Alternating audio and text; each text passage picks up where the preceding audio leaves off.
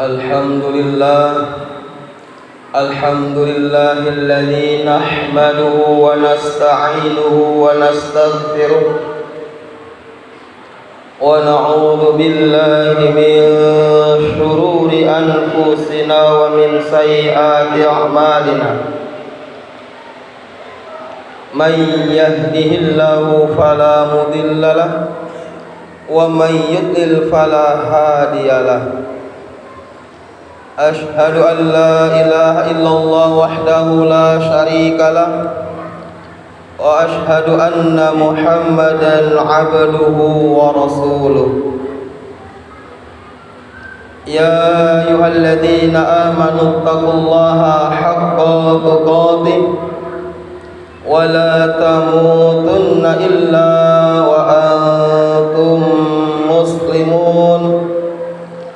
Amma ba'd, fa inna asdaqal hadithi kitabullah wa khairal hadi Muhammadin sallallahu alaihi wasallam wa syarrul umuri muhdatsatuha wa kullu muhdatsatin bid'ah wa kullu bid'atin dhalalah wa kullu dhalalatin finnar. Kaum muslimin sidang Jumat yang dimuliakan Allah Subhanahu wa taala. Marilah kita senantiasa bersyukur kepada Allah Subhanahu wa taala atas begitu banyak nikmat yang Allah berikan kepada kita. Nikmat iman, nikmat Islam, dan nikmat sehat.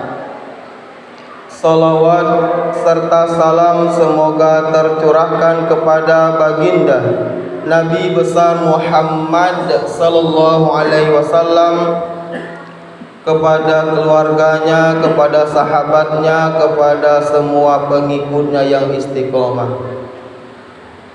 Kaum muslimin sidang Jumat yang dimuliakan Allah Subhanahu wa taala. Dan juga marilah kita tingkatkan kualitas iman dan takwa kita kepada Allah Subhanahu wa taala dengan bersungguh-sungguh menjalankan apa yang Allah perintahkan dan bersungguh-sungguh meninggalkan apa yang Allah larang.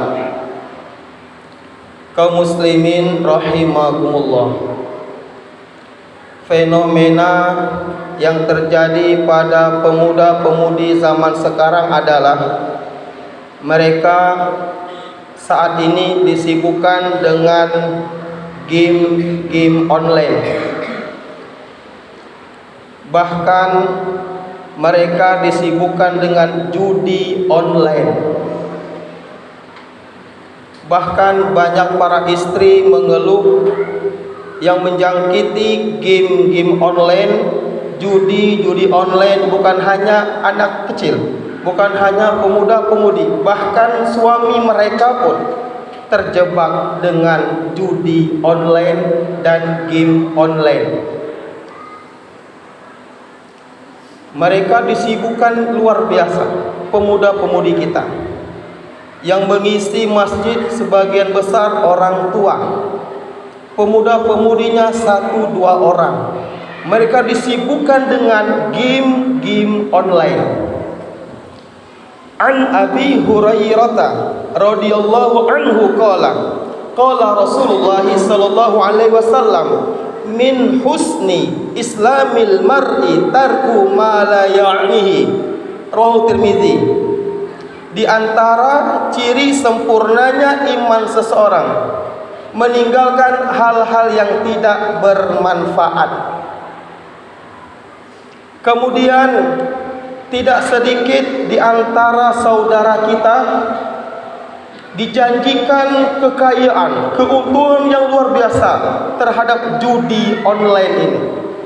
Bahkan tidak sedikit dari mereka yang bunuh diri gara-gara judi online.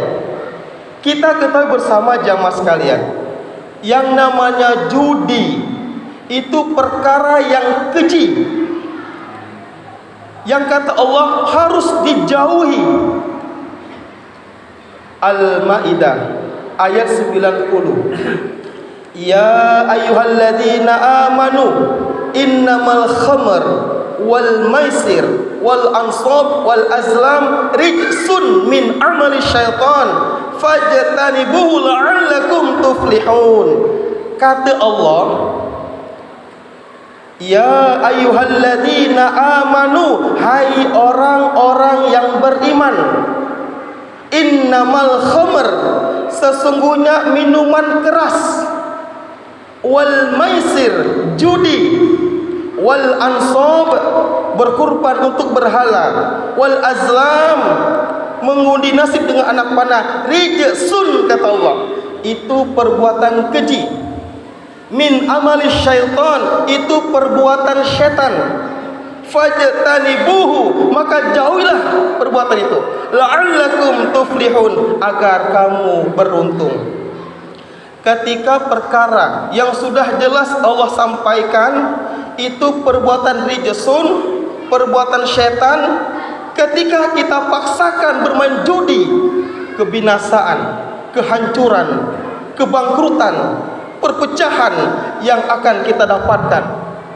Segala perkara yang Allah benci, yang Allah katakan keji, kita tergoda dengan judi online, maka itulah yang akan kita dapatkan, kebinasaan jamaah sekalian. Maka khatib mengajak, jauhi, fajtanibuhu la'allakum tuflihun, agar kamu beruntung. Kaum muslimin rahimakumullah, maka peran orang tua di sini sangat penting.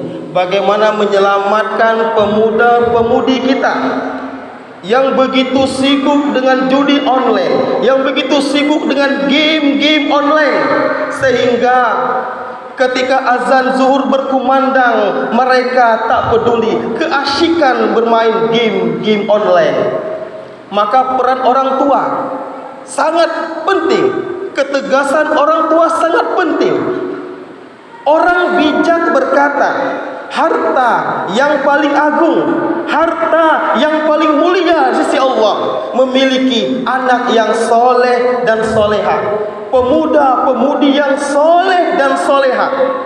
Kenapa? Sebab karena merekalah yang nantinya yang akan mendoakan kita ketika tubuh ini terbujur kaku di alam kubur.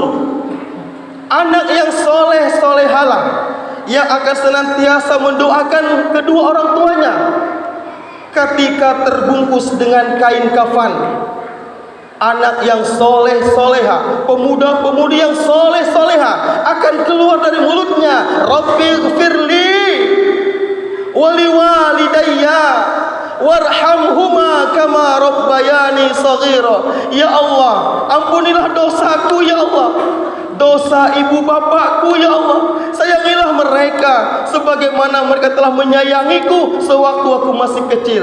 Kita jamaah sekalian, orang tua butuh doa ini. Hidup tidak lama hidup ini. Banyak saudara kita mati mendadak. Jangan berbangga dengan dunia. Alhaakumut takatsur, bermegah-megah tawaikan kamu hatta zurtumul maqabir, sampai kau masuk ke dalam kubur. Sadarkan jiwa, wahai jiwa. Banyak peradaan kau, bapak saudara kau segar bugar mati mendadak. Sadarkan jiwa kita. Maka peran orang tua sangat penting, menjadikan anaknya soleh dan soleha. Tergantung orang tua, apakah anaknya mau jadi Fir'aun atau Ismail, tergantung orang tua. Kullu mauludin yuladu alal fitra fa abawahu yuhawwidanihi aw yunassiranihi aw yumajjisani, rawahul Bukhari. Setiap anak dilahirkan ke muka bumi dalam keadaan bersih jamaah sekalian. Fa'abawahu, kedua orang tuanya lah menjadikan dia Yahudi, Nasrani ataupun Majusi. Di tangan orang tua, anak itu mau dijadikan apa? Apakah dijadikan Korun atau Ismail? Di tangan leader seorang bapak. ketegasan seorang bapak menjadikan anak-anaknya soleh atau soleha. Itu aset kita jamaah sekalian. Maka yang harus kita lakukan untuk menyelamatkan pemuda-pemudi kita, dekatkan dengan Allah, tanamkan tauhid kepada Allah. Sebagaimana Luqman mengajarkan kepada anaknya. Yang pertama Luqman ajarkan kepada anaknya tentang tauhid. Al-Luqman ayat 13. Wa idh qala Luqmanu libni wa huwa ya'idhu ya bunayya la tusyrik billah inna syirka la dzulmun 'adzim. Dan ingatlah ketika Luqman berkata kepada anaknya, ketika dia memberi pelajaran kepada anaknya, ya bunayya, wahai anakku, la tusyrik billah, jangan menyekutukan Allah nak. Inna syirka la dzulmun 'adzim, karena menyekutukan Allah zalim yang sangat besar nak. Tauhid yang ditanamkan. Sebagaimana Yakub ketika menjelang kematiannya, Al-Baqarah 133, apa pesan Yakub jamaah sekalian? Dikumpulkan anak-anaknya ketika itu, ma ta'buduna min ba'di, apa nak kau sembah nak mun ayahlah mati nak.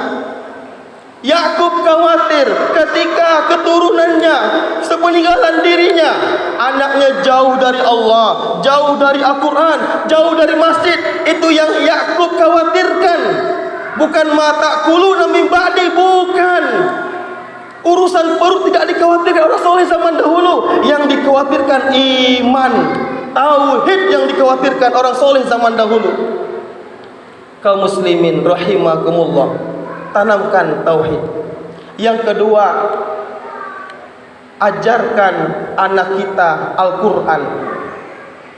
Jangan sampai kita selaku orang tua durhaka, zolim kepada anak kita. Ini dikisahkan di zaman Umar bin Khattab. Sudah sering kita dengar jamaah sekalian kisah ini. Ada orang tua yang mengadu kepada Umar bin Khattab tentang kedurhakaan anaknya. Kemudian Umar bin Khattab memanggil sang anak, memanggil sang bapak. Disidanglah bapak tersebut, disidanglah anak tersebut. Kemudian sang anak pun bertanya, wahai Umar bin Khattab, apakah saya selaku anak memiliki hak dari orang tua saya? Memiliki, wahai sang anak. Apa hak saya dari orang tua saya? Yang pertama, mendapatkan ibu yang baik. Yang kedua, mendapatkan nama yang baik. Yang ketiga, mendapatkan pelajar Al-Quran dari ayahmu. Mendengar itu, sang anak pun bertanya kepada Umar bin Khattab, wahai Amirul Mukminin, apa yang kau sampaikan tadi tidak ada satu pun ditunaikan oleh ayahku. Ibuku dari agama Majusi, namaku jual kumbang kelapa. Aku tak pernah diajarkan satu huruf Al-Quran dari ayahku. Mendengar itu Umar marah. Wahai sang bapak, kamu lebih dulu zalim, durhaka kepada anakmu. Sebelum anakmu durhaka kepadamu, kau beri dia ibu dari agama Majusi. Kau beri dia nama jual kumbang kelapa. Kau tak pernah mengajarkan satu huruf Al-Quran kepada anakmu. Kamu zalim selaku orang tua. Kamu durhaka selaku orang tua yang tidak mementingkan pendidikan anak-anakmu. Kau biarkan dia sibuk dengan dunia yang merupakan Allah Subhanahu wa taala. Jamaah sekalian rahmat Allah Subhanahu wa taala. Kurikulum sederhana pondok pesantren. Pondok pesantren luar biasa jamaah sekalian. Mari orang tua masukkan anak kita ke pondok pesantren. Kurikulum sederhana tapi berkualitas ilmunya.